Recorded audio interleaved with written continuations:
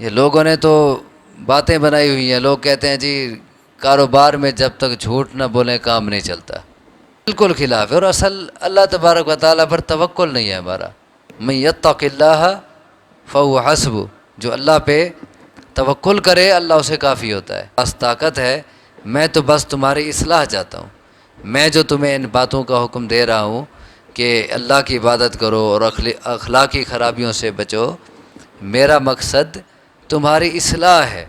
توفیق کہتے ہیں کسی کو کسی کام کے اسباب مہیا کر دینا۔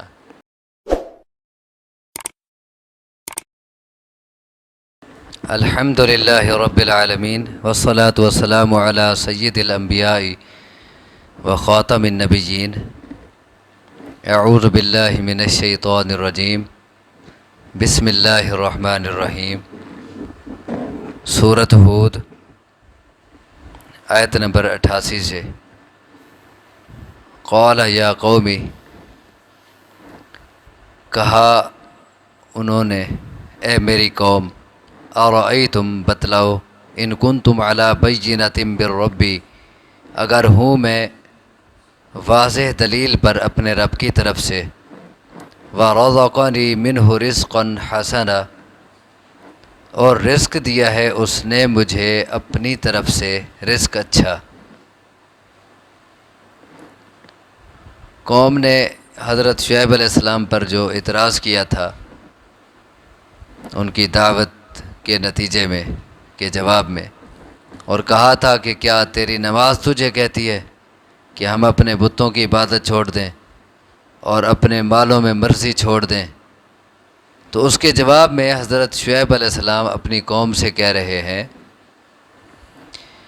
قال، کہا انہوں نے، یعنی شعیب علیہ السلام نے، کہ اے میری قوم بتاؤ، اگر میں اپنے رب کی طرف سے واضح دلیل پہ ہوں اور اس نے مجھے اپنی طرف سے اچھا رزق دیا ہے، تو مطلب کیا میں اب اس کی نافرمانی کروں؟ اب میں تمہارے کہے پہ لگ جاؤں اور میں اللہ کا دین اور اللہ کے دین کی دعوت چھوڑ دوں؟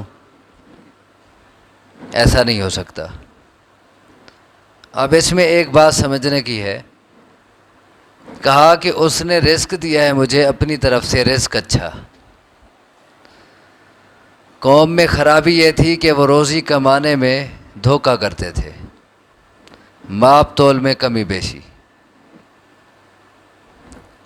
تو حضرت شعیب علیہ السلام نے انہیں ان سے روکا، اس کام سے روکا،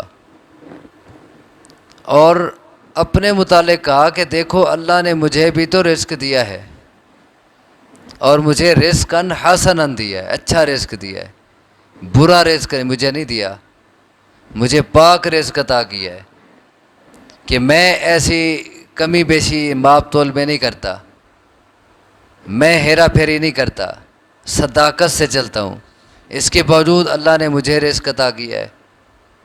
تو یہ ضروری نہیں ہے کہ جو اپنا روزی کمانے میں دیانت داری سے اور امانت داری سے کام لے اور سچ بولے اور کسی کو دھوکہ نہ دے تو اسے روزی نہ ملے یا وہ بھوکا مر جائے، یہ بات نہیں ہے۔ یہ لوگوں نے تو باتیں بنائی ہوئی ہیں، لوگ کہتے ہیں جی کاروبار میں جب تک جھوٹ نہ بولیں کام نہیں چلتا، حالانکہ اللہ تبارک و تعالیٰ قرآن مقدس میں کہتے ہیں، وَمَن يَتَّقِ اللَّهَ يَجْعَل لَّهُ مَخْرَجًا وَيَرْزُقْهُ مِنْ حَيْثُ لَا يَحْتَسِبُ، کہ جو شخص اللہ سے ڈر کے رہے، اللہ تبارک و تعالیٰ اس کے لیے مشکلات سے نکلنے کے راستے بناتا ہے، اور اسے ایسی جگہ سے رزق عطا کرتا ہے جہاں سے اس کا وہم و گمان ہی نہیں ہوتا، جہاں سے اس کی سوچ ہی نہیں ہوتی، وہاں سے اسے رزق دیتا ہے اللہ۔ کس کو؟ وَمَن يَتَّقِ اللَّهَ، جو اللہ سے ڈرتا رہے، جو دیانتداری سے کام کرے، اللہ اسے ایسی جگہ سے رزق دیتا ہے جہاں سے اس کی سوچ ہی نہیں ہوتی۔ اور ہم اس کے بالکل الٹ کہتے ہیں، ہم کہتے ہیں نہیں، اگر اللہ سے ڈر کے کاروبار کریں کاروبار ہی نہیں چلتا، اور جب تک جھوٹ نہ بولیں تو کام نہیں چلتا۔ تو یہ اس آیت کے بالکل خلاف ہے، اور اصل اللہ تبارک و تعالیٰ پر توکل نہیں ہے ہمارا۔ من یتق اللہ فہو حسبہ، جو اللہ پہ توکل کرے اللہ اسے کافی ہوتا ہے۔ اللہ پہ توکل اور اعتماد کی ضرورت ہے، اللہ کے وعدوں پہ یقین کرنے کی ضرورت ہے۔ حدیث میں آتا ہے رسول اللہ صلی اللہ علیہ وسلم نے فرمایا کہ جو شخص آخرت کو اپنا اصل مقصد سمجھ لیتا ہے، اللہ تعالیٰ اس کے معاملات کو سمیٹ دیتا ہے، اس کے دل میں گھنا رکھ دیتا ہے، اور دنیا اسے بھی ملتی ہے لیکن وہ دنیا کے پیچھے نہیں بھاگتا، دنیا کی قدر اور حیثیت اس کے دل میں نہیں ہوتی، ملتی ہے اسے دنیا۔ اور جو دنیا کو اپنا مقصد سمجھ لے، اللہ تعالیٰ اس کے معاملات کو بکھیر دیتا ہے، اس کے مسائل بڑھتے چلے جاتے ہیں، اور دنیا اسے اتنا ہی ملتی ہے جتنا نصیب میں ہوتی ہے، اسے کوئی زیادہ نہیں مل جاتی۔ تو بات سوچ میں فرق کی ہے۔ تو فرمایا کہ اس نے مجھے بھی اپنی طرف سے اچھا رزق دیا ہے، وما اريد ان اخالفکم، اور نہیں چاہتا میں کہ تمہاری مخالفت کروں، الی ما انہاکم عنہ، طرف اس کام کے کہ میں روکتا ہوں تمہیں جیسے سے۔ اچھا، میں ایسا نہیں کہ تمہیں تو روکوں اور میں خود وہ کام کرتا رہوں، میں ایسا نہیں کرتا۔ اب یہ تو نہیں کہ میں تمہیں روک رہا ہوں اور خود میں وہی کام کرتا ہوں، ایسا تو نہیں ہے۔ دیکھو میری زندگی دیکھ لو، میں بالکل جو تمہیں کہتا ہوں اس کے مطابق زندگی گزارتا ہوں، اور اس کے مطابق میرے سارے کام ہیں۔ اللہ تبارک و تعالی اور جگہ فرماتے ہیں سورۃ بقرہ میں، اتأمرون الناس بالبر وتنسون انفسکم وانتم تتلون الکتاب افلا تعقلون، کیا تم لوگوں کو نیکی کا حکم دیتے ہو اور اپنے آپ کو بھلا دیتے ہو حالانکہ تم کتاب پڑھتے ہو؟ کیا تمہیں عقل نہیں ہے؟ مطلب تم کتاب پڑھتے ہو اور دوسروں کو اس کی تلقین کرتے ہو، تو اس کا تقاضا یہ ہے کہ پہلے خود عمل کرو، تمہاری زندگی بھی اس کے مطابق ہونی چاہیے۔ اور فرمایا کبر مقتا عند اللہ ان تقولوا ما لا تفعلون، اللہ کے ہاں یہ بہت بڑی ناراضگی کی بات ہے کہ تم وہ بات کہو جو تم کرتے نہیں، جس پر تمہارا اپنا عمل نہیں ہے۔ تو فرمایا اور نہیں چاہتا میں کہ میں تمہاری مخالفت کروں طرف ان کاموں کے جن سے میں تمہیں روکتا ہوں، ان اريد الا الاصلاح ما استطعت، نہیں ارادہ کرتا میں مگر اصلاح کا جتنا میری استطاعت ہے، ما استطعت، جتنا میں استطاعت رکھتا ہوں، جتنا میرے پاس طاقت ہے، میں تو بس تمہاری اصلاح چاہتا ہوں۔ میں جو تمہیں ان باتوں کا حکم دے رہا ہوں کہ اللہ کی عبادت کرو اور اخلاقی خرابیوں سے بچو، میرا مقصد تمہاری اصلاح ہے، اور میں اپنی طاقت کے مطابق یہ کام کرتا ہوں۔ اس میں ہمیں بھی سبق ہے کہ آدمی کو جتنا طاقت ہو وہ دوسروں کی اصلاح کرتا رہے، یہ نہ کرے میں بڑا کام تو کر نہیں سکتا، آپ یہ چھوٹی چھوٹی باتیں کیا سمجھانی ہیں، یا کسی ایک کو کیا سمجھانا ہے، نہیں، بلکہ جتنا طاقت ہے دوسروں کی اصلاح کرتا رہے۔ وما توفیقی الا باللہ، اور نہیں ہے میری توفیق مگر اللہ کے ساتھ۔ ہاں، اس سارے کام میں توفیق مجھے اللہ دیتا ہے، اللہ کی توفیق سے ہی میں یہ کام کر سکتا ہوں۔ توفیق کسے کہتے ہیں؟ اکثر ہم مانگتے رہتے ہیں اللہ سے، اے اللہ ہمیں فلاں کام کی توفیق عطا کر۔ توفیق کہتے ہیں کسی کو کسی کام کے اسباب مہیا کر دینا۔ اب ایک آدمی دعا مانگتے ہیں اللہ سے کہ اے اللہ مجھے مثلاً حج کرنے کی توفیق عطا فرما، یا یا عمرہ کرنے کی توفیق عطا فرما، تو اس کا مطلب یہ ہوتا ہے کہ اللہ مجھے ایسے اسباب مہیا کر کے میں یہ کام کر سکوں۔ تو فرمایا کہ نہیں ہے میری توفیق مگر اللہ کے ساتھ، یعنی اللہ کی ہی توفیق سے میں یہ کام کر رہا ہوں۔ علیہ توکلت و الیہ انیب، اسی پر میں نے توکل کیا ہے، اسی پر میں نے بھروسہ کیا ہے، اور اسی کی طرف میں رجوع کرتا ہوں۔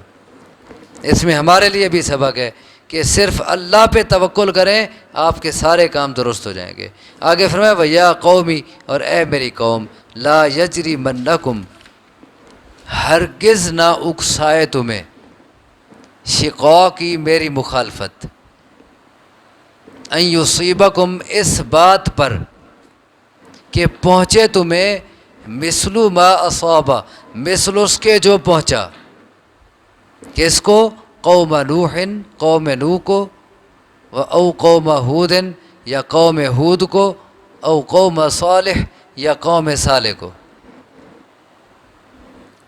میری مخالفت تمہیں اس بات پر نہ اکسائے کہ تمہیں بھی ویسا عذاب پہنچے جیسا ان قوموں کو پہنچا تھا جن کا پیچھے تذکرہ ہوا ہے کہ ان پہ کیا کیا عذاب آئے تھے۔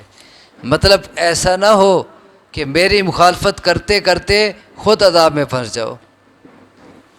میری مخالفت میں آ کے ایسا کام نہیں کرنا کہ تم پر بھی اس طرح عذاب آ جائیں جیسے پہلی قوموں پہ آئے تھے۔ میری مخالفت میں اپنی تباہی نہ کر لینا، اپنا کباڑہ نہ کر لینا۔ وما قوم لوط منکم ببعید، اور نہیں ہے قوم لوط تم سے دور، اور قوم لوط تو تمہارے قریب ہی ہے۔